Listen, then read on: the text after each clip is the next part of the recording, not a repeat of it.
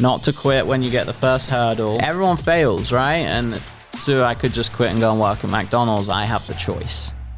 What do you see right now as advertising opportunity? There's always going to be new platforms, TikTok and whatever comes after that.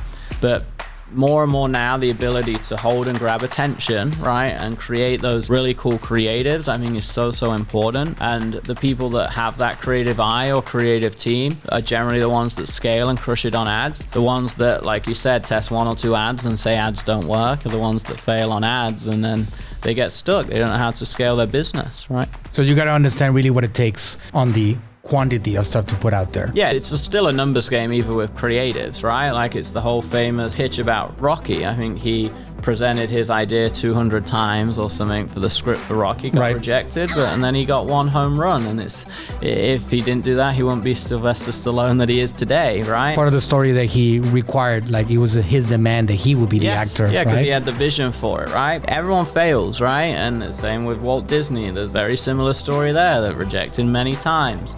So you have to understand that, you know, your stuff's gonna fail most of the time. Your ads are gonna fail, you've got to try it. I filmed $5,000 video shoots for a day, edited it. I'm like, this is the best thing in the world. And it's crap. Bombs. And then we throw up an ad and the designer did a crappy design and I'm like, I hate it. And then I go, what's the stats? And it's half the price of everything else. And I go, well, that's stupid, but okay. So it's like, it's the testing. Now there is a creative eye that comes to it, but yes, it's the testing. It's the ability to push through and fail, just like any part of business and life, not to quit when you get the first hurdle. And generally as you get into business, I mean, you get more hurdles and it gets harder. You just become better equipped to handle them.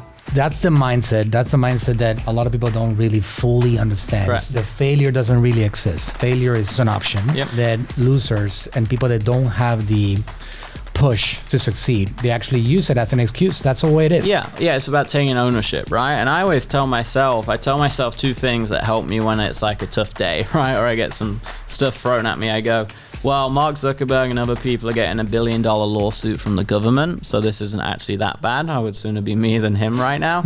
And I go, number 2, I could just quit and go and work at McDonald's. I have the choice. Right? And it's that I have the choice part that I respect when other people are like that. You know, in our company, we call it extreme ownership. It's one of our core values. And I say it to myself, I'm like, you don't like it, don't work here. It's like, I'm not making you work here. Let's go get another job, right? And it's the same for me.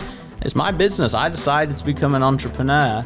I can complain about it and moan, but I can go work at McDonald's too. And one thing I learned early in life that I always remember is my mom and dad and other people, they still had stress in their job. They had a bad boss, or a new boss came in, or a new co-worker that frustrated them, a new policy update, their pay got changed. They had stress. I'm like, you're gonna have stress in life no matter what, right? Unless you live in the mountains, maybe. Right. If you're day to day and work in a corporate company, you're gonna have stress. So you either pick, do you want your own stress, or do you want stress for another company that you work a 9 to 5 for? I picked this path, obviously, as did you, and that's the entrepreneurial game we're in. Yeah. Also, along the way, Rudy, we didn't really start like that. No. Right? Like, I started with a group of people, and I started just providing value to somebody else until I eventually got myself to a point, which is another point. Like, a lot of people, if they try to go down the Rudy Mawer path or my path, they're potentially going to fail at it.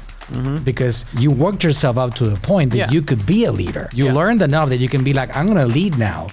I always tell people, listen, if you don't know how to do it from the start, just join a group of people that are winning and win with them. And then at some point, hopefully you get enough data, enough information, enough experience that you can go and I mean, interning and working for free or doing junior work is one of the best ways. It's what made me so successful is I was always hungry and afraid. I've never been afraid to work for free in exchange for mentorship, right? Most people they don't have that mindset, right? That abundance, I would call it abundance mindset, or that long-term investment mindset. And I've always had that long-term plan in mind. Absolutely. That's the way it is. It's the valuable, like proximity to power, collaboration with power, learning from power. That's what it's all about.